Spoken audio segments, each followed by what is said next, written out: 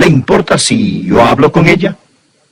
Con amabilidad y cortesía, me acerqué a la señora y le dije: Señora, quiero hablarle sobre el Señor Jesucristo. ¿Le gustaría saber cómo puede estar segura de que va a ir al cielo? Y ella respondió que sí. Así que le hablé del Evangelio. Le dije que Cristo murió por nuestros pecados, por los de ella, y pagó su deuda.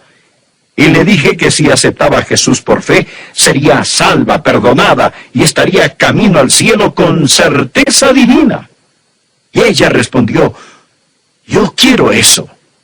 Y oré con ella. Y ella oró y pidió a Cristo que entre en su corazón, que perdone sus pecados y que le dé salvación eterna. Luego regresé donde sus familiares. El yerno estaba ahí. Y le dije: ¿no es maravilloso que ahora es salva? ¿Y saben lo que él me contestó? Oh, nadie sabe si es salvo. Y yo le dije: hombre, claro que sí. Y él dijo: no. Lo mejor que se puede hacer es esperar que uno sea salvo. Así que compartí con él un versículo. Es el pasaje de la Escritura que vamos a tener hoy. Quiero que busquen 1 de Juan capítulo 5 desde el versículo 11. Y este es el testimonio: que Dios nos ha dado vida eterna, y esta vida está en su Hijo. El que tiene al Hijo tiene la vida. El que no tiene al Hijo de Dios no tiene la vida. Y aquí el versículo, pongan mucha atención. Estas cosas os he escrito a vosotros que creéis en el nombre del Hijo de Dios, para que... Deténgase aquí un momento. ¿Qué es lo que dice?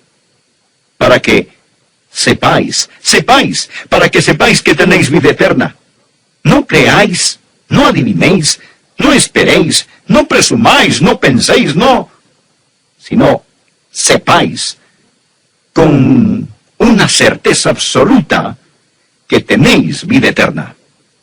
Este privilegio es de todo cristiano. Por eso es tan importante que estén completamente seguros de que son salvos. La manera de ser salvos es creyendo que Jesús es el Cristo. Ese Jesús, y el nombre Jesús significa Salvador, es el Mesías. Creen eso, confían en eso, y algo sucede y nacen de nuevo. Es así de simple, gloriosamente simple y simplemente glorioso. En Hechos 16, versículo 31, leemos algo interesante. Ellos dijeron: cree en el Señor Jesucristo y serás salvo. Amigos, no es nada tan alto que pocos puedan alcanzarlo. Es tan bajo que pocos bajan a él. Es tan claro, es tan simple. Somos salvos por fe en Jesucristo. La palabra creer no significa tan solo creencia intelectual. Los demonios creen así. Creer denota confianza y compromiso. Pienso que está claramente descrito en otro versículo y quisiera que lo busquen conmigo. Efesios capítulo 2, es tan claro, tan simple. Efesios capítulo 2, versículos 8 y 9. Dios lo hace abundantemente claro porque Él quiere que seamos salvos. Y aquí Dios nos dice no solo lo que nos salva, sino lo que no nos salva. Esto es lo que dice. Pongan atención. Porque por gracia sois salvos por medio de la fe, y esto no de vosotros, pues es don de Dios, no por obras para que nadie se gloríe. ¿Entendieron eso? No por obras para que nadie se gloríe. Él dice: porque por gracia sois salvos por medio de la fe, y esto no de quién. No de vosotros. Pues aquí está el yo nuestro. De acuerdo, el yo no puede salvar. ¿Lo entienden? Y continúa diciendo: no por obras para que nadie se gloríe. Obras, ahí lo tienen. El yo y las obras. ¿Ven que eso no salva? ¿Lo ven? El yo y las obras no salvan. Ahora, veamos lo que sigue. Porque ¿por qué? Por gracia. Por gracia sois salvos por medio de ¿qué? por medio de la fe. Eso es todo. Les digo, es así de simple. Si caminan por las calles de cualquier ciudad y preguntaran a las personas, ¿son salvos y van rumbo al cielo? ¿Saben lo que la mayoría diría? Espero que sí. Creo que sí. Hago lo mejor que puedo. Yo, y el hago obras lo mejor que puedo. ¿No es verdad? No en vano, la gente no tiene ninguna certeza. ¿Cómo tener certeza si depende de lo que uno hace? Yo no confiaría ni en los mejores minutos de mi vida para poder entrar en el cielo. Hago lo mejor que puedo. El yo y las obras. Ahora, en comparación con eso está lo que Dios dice. Dios dice aquí, porque por gracia. ¿Qué es gracia? Gracia es el favor inmerecido y amor que Dios muestra a pecadores como nosotros. Es su razón de amarnos cuando no hay mucho que amar. Dios no nos ama por lo que nosotros valemos. Tenemos valor porque Él nos ama por su gracia. Y por eso Jesús vino a morir. Dios muestra su amor para con nosotros en que siendo aún pecadores, Cristo murió por nosotros. Eso es gracia, su gracia asombrosa, porque por gracia sois salvos por medio de ¿qué? Por medio de la fe. Gracia. Definamos una vez más estas palabras. Gracia. Las riquezas de Dios a expensas de Cristo. Eso es gracia. ¿Entendido? Bueno, ¿y qué es fe? Fe es cuando renunciamos a todo y confiamos en Él. Fe no es creencia intelectual. Eso es solo parte. Fe es confianza, compromiso. Eso es lo que salva. Porque por gracia sois salvos por fe. Imaginen que gracia es la mano de Dios extendida desde el cielo. Y Dios dice, te amo, quiero salvarte. Piensen ahora que fe es su mano extendida hacia Dios. Dios pone la mano de gracia, ustedes ponen la mano de fe. Y cuando ponen su mano de fe en la mano de gracia de Dios, eso, mis amigos, eso es salvación. Porque por gracia sois salvos por medio de la fe. ¿Estamos de acuerdo? Ahora, dicho eso, quisiera preguntar, ¿cuál es el resultado? ¿O cuáles son las características del que nace otra vez? ¿Qué distinción tiene el creyente? Este pequeño libro de Primera de Juan fue escrito para dar certeza. Y la palabra sepáis, del verbo saber, se menciona casi 40 veces en esta epístola. Ahora él menciona maneras en que podemos saber que hemos nacido de nuevo. Voy a tomarlas todas y reducirlas a 3, porque básicamente las 40 se resumen en 3 cosas básicas. Y quiero que tomen una prueba, por así decirlo. ¿Están listos para esto? La prueba de la certeza para saber si tienen o no el derecho de decir, sí, gloria a Dios, sé que soy salvo. La primera prueba es la del señorío.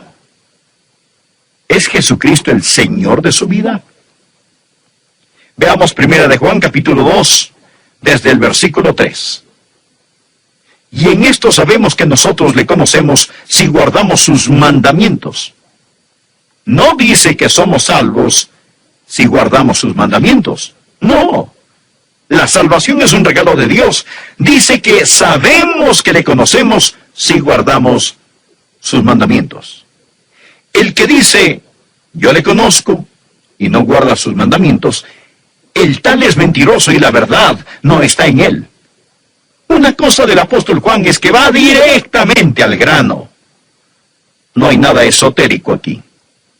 Si dicen ser salvos, si dicen conocer a Dios sin guardar sus mandamientos, Dios dice que son mentirosos. Quizás dirán, pastor, no entiendo. ¿Quiere decir que si rompo uno de los mandamientos significa que no soy salvo? No estoy diciendo eso. Porque no hay nadie aquí que no ha pecado o fallado en algo de alguna manera después de ser salvos. ¿No es verdad? Todos lo hemos hecho y Juan lo sabe. Vean el capítulo 1, versículo 10. Si decimos que no hemos pecado, le hacemos a él mentiroso y su palabra no está en nosotros. Eso es tiempo pasado, ¿de acuerdo? Es tiempo pasado. Pero en el capítulo 2, versículo 1 dice, hijitos míos, estas cosas os escribo para que no pequéis. Esa es la regla, no pequéis. Pero dice, y si alguno ha pecado, abogado tenemos para con el Padre a Jesucristo el justo. Dice que es posible, es probable que pequemos y necesitemos un abogado. Necesitemos que Jesús venga y nos ayude y nos limpie de nuestro pecado. Y luego dice en el versículo 3, y en esto sabemos que nosotros le conocemos si guardamos sus mandamientos. A la final, ¿cuál es la respuesta? Por una parte, la Biblia dice que sabemos que somos salvos si guardamos sus mandamientos. Por otra parte, dice que es probable que pequemos. La clave es la palabra guardar. Miren la palabra guardar en el capítulo 2, versículo 3. Sabemos que le conocemos si guardamos sus mandamientos. Para nosotros, como hijos de Dios, sus mandamientos son nuestra guía, la meta de nuestras vidas. No deseamos salir de rumbo. Sí, a veces nos arrastra el viento, sí, a veces no miramos las estrellas, cierto, a veces vayamos, y hay veces que a lo mejor navegamos mal, pero el gran deseo de nuestra vida es guardar los mandamientos de Dios, y Juan dice, si no tienen ese deseo, necesitan ser salvos. Ahora viene la segunda prueba. Hay la prueba del señorío, y la segunda prueba, en Primera de Juan, es la de la fraternidad, la prueba de la fraternidad. Permítanme mostrarles lo que dice Juan sobre esto. En Primera de Juan, capítulo 3, versículo 14. Sabemos, otra vez la palabrita, sabemos que hemos pasado de muerte a vida en que amamos a los hermanos. El que no ama a su hermano permanece en muerte. Es lo que dice Juan. Y ahora pasemos a Primera de Juan, capítulo 4, verso 20. Si alguno dice, yo amo a Dios y aborrece a su hermano, es mentiroso. Pues el que no ama a su hermano a quien ha visto, ¿cómo puede amar a Dios a quien no ha visto? Y nosotros tenemos en este mandamiento de él, el que ama a Dios, ame también a su hermano. Y en el capítulo 5, versículo 1, todo aquel que cree que Jesús es el Cristo es nacido de Dios, y todo aquel que ama al que engendró, es decir, el que ama al Padre, ama también al que ha sido engendrado por él.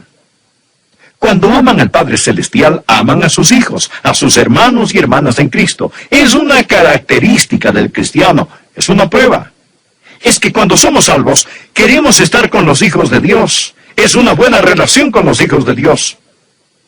Claro que siempre habrá gente que diga, oh, yo puedo adorar a Dios a solas. No necesito ir a la iglesia. Dios ve mi corazón, sabe que le amo. No necesito reunirme con los hermanos. Entonces, ¿por qué Dios nos exhorta diciendo, no dejando de congregarnos? ¿Por qué Dios siempre nos dice que cuando lo amamos, tenemos que amar a nuestro hermano y hermana? Tenemos que amar a los hermanos. ¿Lo ven? Este es el razonamiento. Pongan mucha atención. ¿Por qué la fraternidad es prueba de salvación? Pues lo que sucede al ser salvo es esto. Recibimos una naturaleza divina. Sabemos que somos partícipes de la naturaleza divina. ¿Y cuál es la naturaleza de Dios? La naturaleza de Dios es amor. Veamos juntos en Primera de Juan, capítulo 4. Amados, amémonos unos a otros. Y ahora escuchen esto. Porque el amor es de Dios.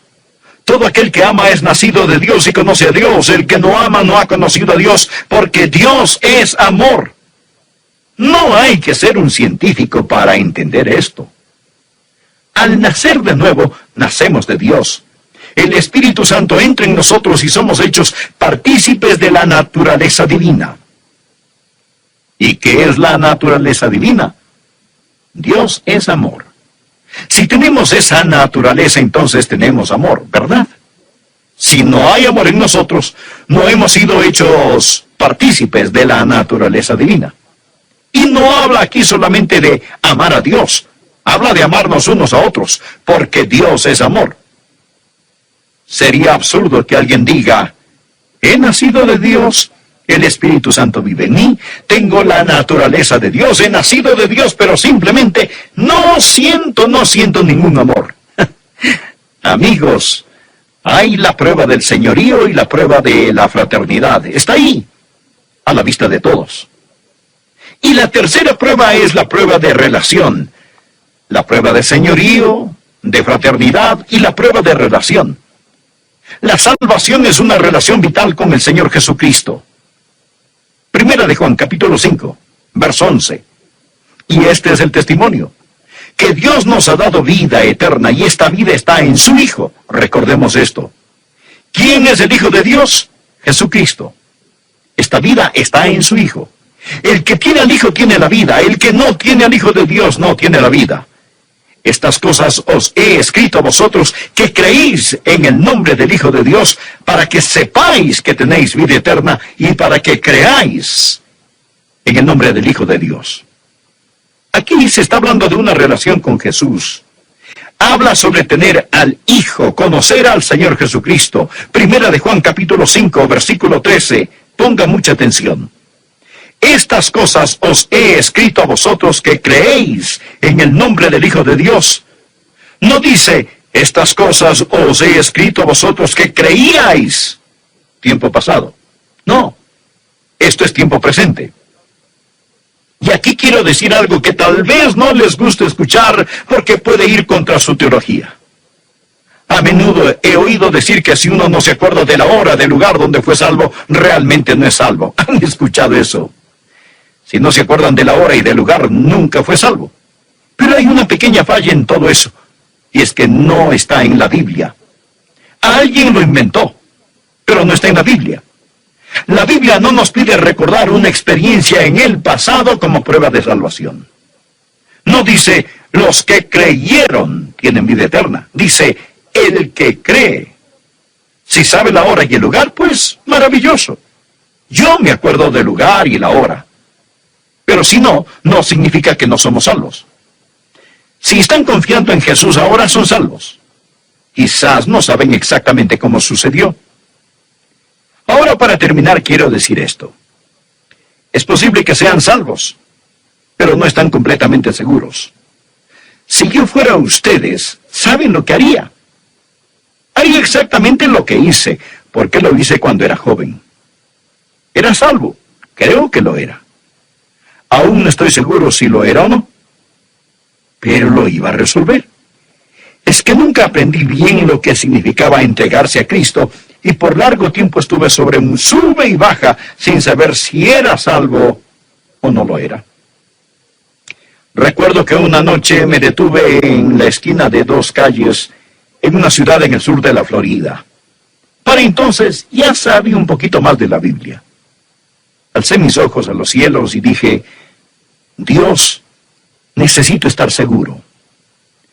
No sé si estoy perdido y bajo convicción del Espíritu, o si soy salvo y el diablo me quiere hacer dudarlo.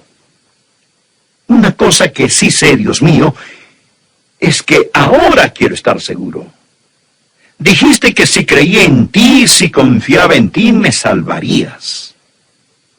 Así que alcé mis ojos a los cielos y dije, Señor, ahora con todo mi corazón, con todo lo que soy, de una vez por todas, ahora y para siempre, confío que me das salvación. Si era salvo, lo sigo siendo, pero si no lo era, ahora sí lo soy, solo asegurándome. Y quiero decir que desde entonces hay un río de paz en mi corazón que todavía sigue fluyendo. El título de nuestro mensaje hoy es la segunda parte de cómo ser salvo y saberlo. Y si usted no es salvo y no tiene la seguridad de la salvación, entonces necesita salvarse y obtener la seguridad de su salvación. Mas si usted es salvo, tiene la salvación y la certeza y la seguridad. Algunas personas dirán, si eso es cierto, pastor, ¿qué de esto o aquello? ¿Qué me dice de este versículo? ¿Qué me dice de aquel pasaje? Bueno, permítame darle una ilustración clásica de lo que alguien haría si usted dice que cree en la seguridad eterna del creyente. Segunda de Pedro capítulo 2, en la palabra de Dios, empezando a leer en el versículo 20, Pedro dice lo siguiente: ciertamente si habiéndose ellos escapado de las contaminaciones del mundo por el conocimiento del Señor y Salvador Jesucristo, enredándose otra vez en ellas son vencidos, su postrer estado viene a ser peor que el primero. Porque mejor les hubiera sido no haber conocido el camino de la justicia, que después de haberlo conocido, volverse atrás del santo mandamiento que les fue dado. Pero les ha acontecido lo del verdadero proverbio: el perro vuelve a su vómito y la puerca lavada a revolcarse en el cieno. Alguien dirá, ¿lo ve usted? Allí enseña que una persona puede ser salva y perderse nuevamente. Bien, mire por favor conmigo más cuidadosamente este pasaje y pienso que usted comprenderá que no enseña que una persona salva pueda jamás volver nuevamente a ser no salva, porque en realidad enseña lo opuesto. En el versículo 20 dice esto: ciertamente si habiéndose ellos escapado de las contaminaciones del mundo por el conocimiento del Señor y Salvador Jesucristo. De lo que está hablando aquí es de unas personas que estaban viviendo en pecado y se liberaron a sí mismas. Oyen sobre Jesús y dijeron, ese es el camino a seguir. Cambiaron su forma de vivir, pero nunca recibieron, como vamos a mostrarle, una nueva vida. Habiéndose ellos escapado de las contaminaciones del mundo, no dice que ellos eran salvos, no dice que ellos iban en camino al cielo.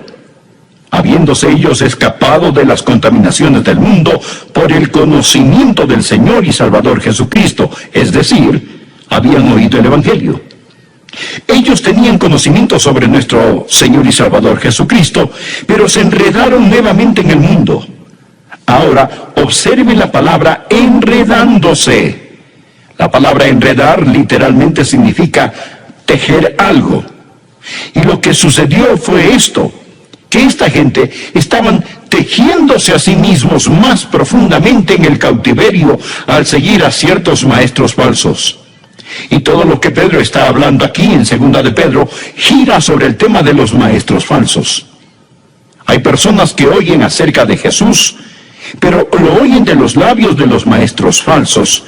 Realmente nunca aprenden qué es ser salvo, ser renacido, y se enredan a sí mismos.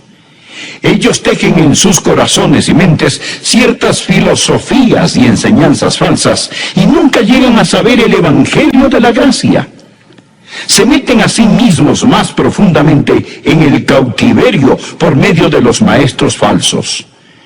Y cuando hacen esto, terminan en peores condiciones que al principio, antes de haber oído sobre Jesús. Ahora aquí tenemos un principio, escúchelo. Los que viven en la verdad se hacen más y más libres. Los que no viven en la verdad, los que viven en las mentiras, experimentan más y más cautiverio. Bien, aquí está la enseñanza. La reformación sin la transformación conduce a mayor degradación y condenación final. Creo que esto vale la pena que lo repita, escúchelo. La reformación sin la transformación conduce a mayor degradación y condenación final. El ejemplo clásico es el de Judas Iscariote. Jesús dijo referente a Judas, más le valdría a ese hombre no haber nacido. Judas oyó la verdad. Judas reformó su vida. Era un discípulo del Señor Jesús. Él escapó de la contaminación del mundo por un corto tiempo, pero terminó peor de lo que empezó. Jesús dijo, más le valdría a ese hombre no haber nacido. Los deseos pecadores no desaparecen con la reformación. Ellos solo están invernando y despiertan más fuertes. Esto es lo que Pedro dice.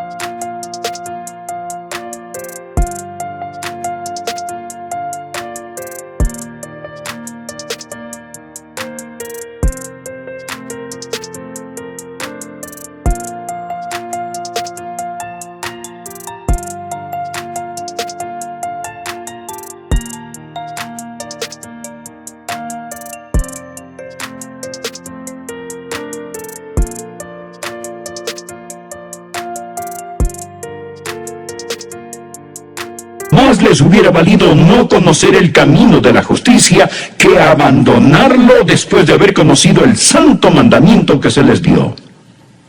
La salvación, por otra parte, le da a usted una nueva naturaleza. La reformación no le da a usted una nueva naturaleza, no cambia nada.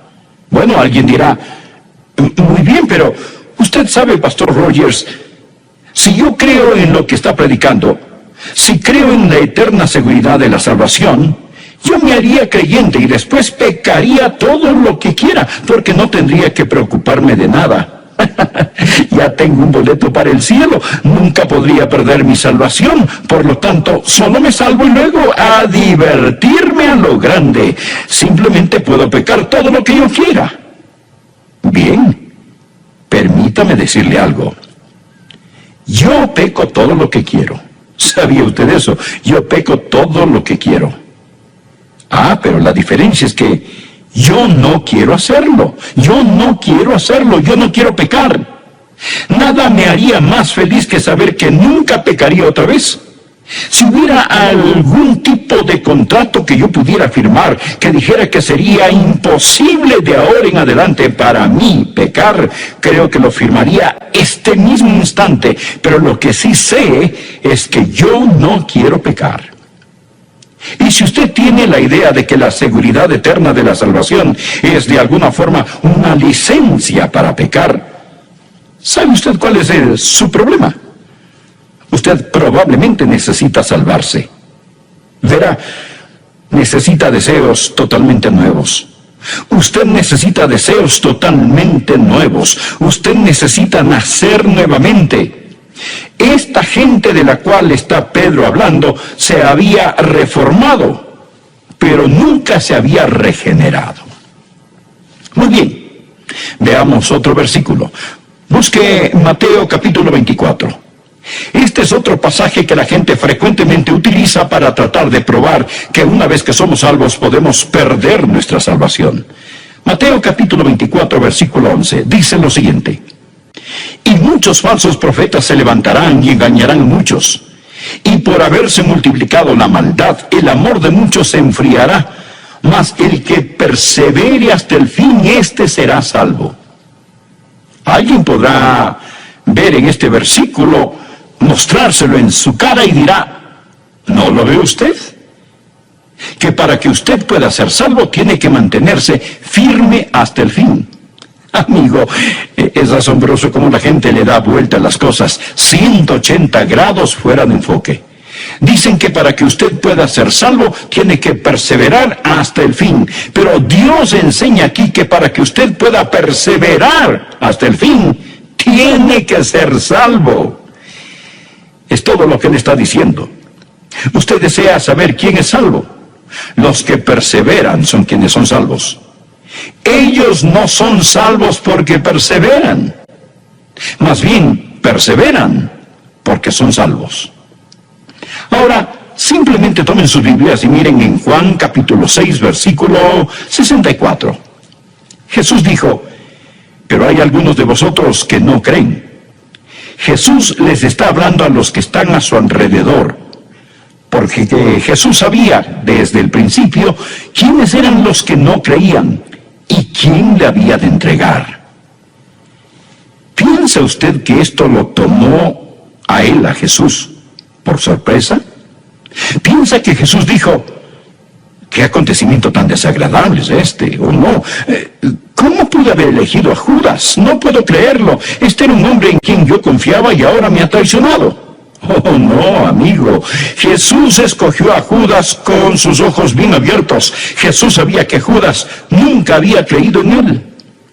Continuemos en este mismo capítulo 6. Miremos los versículos 70 y 71.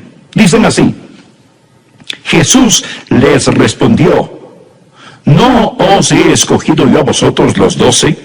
Y uno de vosotros es diablo. Hablaba de Judas Iscariote, hijo de Simón, porque este era el que le iba a entregar, y era uno de los 12. Nada estaba fuera de control. Jesús dijo en otro lugar: he elegido a Judas para que se cumplan las Escrituras. ¿Qué estoy tratando de decir? Muy bien, lo que quiero decir es que Pedro perseveró y Judas no. ¿Por qué? ¿Por qué Pedro perseveró hasta el fin? ¿Y por qué Judas no perseveró? Muy simple. Pedro tuvo fe. Jesús dijo: Pedro, he orado por ti, para que tu fe no falle. Judas no tenía fe. Jesús conocía desde el principio quiénes eran los que no creían. Judas nunca creyó. Simón Pedro sí creyó. Mas el que persevere hasta el fin, este será salvo. En 1 de Juan, capítulo 2, versículo 19, ¿lo recuerda? Dice: salieron de nosotros, pero no eran de nosotros, porque si hubiesen sido de nosotros, habrían permanecido con nosotros, pero salieron para que se manifestase que no todos son de nosotros. Por lo tanto, los que salen no pierden su salvación. Los que no perseveran no pierden su salvación. Los que no perseveran no pierden su salvación por fracasar en mantenerse firmes hasta el final. Ellos no pierden la salvación, estimado amigo, simplemente porque nunca la tuvieron. Bueno, tenemos tiempo para ver algo más. Veamos Hebreos capítulo 6. Guardé este para lo último, porque pienso que este es el pasaje al que mucha gente recurre cuando realmente tratan de probar de algún modo que podemos perder nuestra salvación. Hebreos capítulo 6. Comenzaré a leer en el versículo 4. El autor de Hebreos está hablando en el capítulo 6 de algo imposible. Él dice que algo es imposible. Dice lo siguiente: porque es imposible que los que una vez fueron iluminados y gustaron del don celestial, y fueron hechos partícipes del Espíritu Santo, y asimismo gustaron de la buena palabra de Dios y los poderes del siglo venidero, y recayeron, sean otra vez renovados para arrepentimiento, crucificando de nuevo para sí mismos al Hijo de Dios y exponiéndole a vituperio. Luego, él nos da una ilustración. Porque la tierra que bebe la lluvia, que a veces cae sobre ella, y produce hierba provechosa a aquellos por los cuales es labrada, recibe bendición de Dios. Pero la que produce espinos y abrojos es reprobada, está próxima a ser maldecida, y su fin es el ser quemada.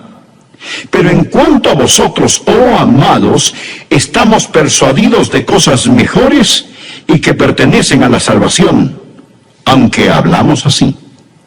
Muy bien, regresemos al versículo 4.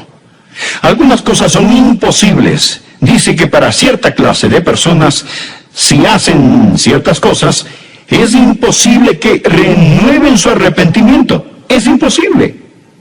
Si se han apartado o recayeron, dice la Biblia, es imposible que sean otra vez renovados para arrepentimiento. Ahora le digo esto. Si usted usa Hebreos 6, comenzando en el verso 4, y prosiguiendo con los demás versículos, si usted utiliza este pasaje para probar que una persona puede perder su salvación, esta prueba mucho más de lo que usted desea. Prueba demasiado. Porque, ¿qué prueba este pasaje? Prueba que si usted fue una vez salvo y perdió su salvación, Si esta es la forma en que usted usa estos versículos, también prueba que usted nunca podrá salvarse otra vez. ¿No es esto correcto? Si recayeron o se han apartado, es imposible para ellos ser nuevamente renovados para arrepentimiento. Por lo tanto, si usted no cree que una vez salvo, siempre salvo, usted tiene que creer que 2 veces perdido, siempre perdido. ¿Entiende lo que estoy diciendo? Dice, si usted usa este versículo de esta manera, si usted trata de hacer que estos versículos prueben que una persona puede ser salva y perder su salvación, si esto es lo que usted trata de probar con este pasaje, entonces sea honesto. Porque decir que una vez que pierdan su salvación, estas personas nunca podrán salvarse otra vez. Es imposible que sean otra vez renovadas para arrepentimiento. Entonces, ¿de qué estamos hablando? ¿De qué habla el pasaje? No está hablando de gente que eran salvos. Usted me pregunta, pastor, ¿cómo sabe usted que no está hablando de gente que ha sido salva? Bien, mire el versículo 9. Pero en cuanto a vosotros, oh amados, estamos persuadidos de cosas mejores y que pertenecen a la salvación. ¿Lo ven? Él no está hablando aquí acerca de personas salvas. Él está hablando de personas quienes llegan al umbral o entrada de la salvación y se desvían. Es imposible para estas personas, quienes han entendido el Evangelio de Dios, que saben la verdad y se apartan conscientemente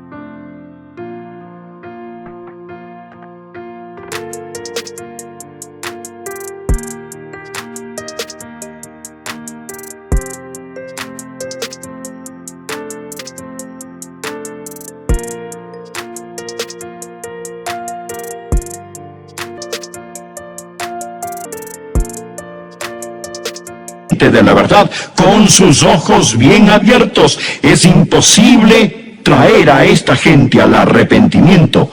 Estas personas han cometido el pecado imperdonable. Observemos, fueron iluminados una vez. La entrada de la palabra de Dios emana luz. Muchos han escuchado un mensaje como este y han sido iluminados. Gustaron del regalo celestial. Al nosotros predicar, han oído sobre Jesús, han sido partícipes del Espíritu Santo. El Espíritu Santo de Dios ha agarrado fuertemente sus corazones, han gustado de la buena palabra de Dios, han oído la exposición de la palabra y del poder del mundo venidero, han gustado de todo esto, pero se han apartado. Y si ellos recayeron, no está hablando de una persona que peca en ignorancia, que peca sin entendimiento, pero habla de una persona que peca con sus ojos muy bien abiertos, una persona que dice, yo no quiero a Jesús. Le daré una ilustración. Supongamos que usted va al supermercado y en la sección de carnes y productos lácteos hay una mesa con trocitos de queso, unos bocadillos para que los clientes los prueben. Usted se acerca, toma uno, lo prueba y me le fascina el queso. Y quizá diga, oiga, este queso es realmente extraordinario. Por favor, deme 2 libras. Bueno, le preparan y envuelven las 2 libras de queso, lo ponen al lado de la registradora y usted ve el número que aparece en la caja registradora y dice, espere un minuto, ¿qué es eso? Y la cajera responde, eso es su queso. Usted le dice, un momento, debe estar bromeando. ¿Usted espera que yo pague tanto dinero por ese queso? Ella le dice, señor, es una clase de queso muy difícil de conseguir. Es un queso importado, es un queso muy caro. Pensé que usted lo quería. Usted le dice, bueno, sí, yo lo quería, pero no sabía que costara tanto. Ahora no lo quiero. Aquí tenemos a un individuo quien ha gustado, ha olido el queso, sabe lo que es porque incluso lo saboreó. Él está consciente exactamente de lo que está haciendo, pero él dice, yo no pagaré ese precio, y se va. Él se rehúsa con sus ojos bien abiertos, y está en completa libertad de hacerlo. Ese es su privilegio. Ahora, estos no son definitivamente todos los versículos, son simplemente algunos de los versículos que la gente usa para probar que la salvación se puede perder. ¿Qué significa todo esto para usted? Bien, si usted es un hijo de Dios y sabe que es salvo, regocíjese, regocíjese, descanse en el amor de Dios, sírvale con gratitud. Sírvale, y sírvale por tan maravillosa salvación. Dígale al Señor, no puedo trabajar para salvar mi alma, es el trabajo que ya hizo mi Señor, pero trabajaré como un esclavo a causa del amor del precioso Hijo de Dios. Si usted es salvo, simplemente cante una y otra vez, oh gracia admirable, cuán dulce es, que a mí, pecador, me salvó. Perdido estaba yo, mas vine a sus pies. Fui ciego, y él visión me dio. Padre,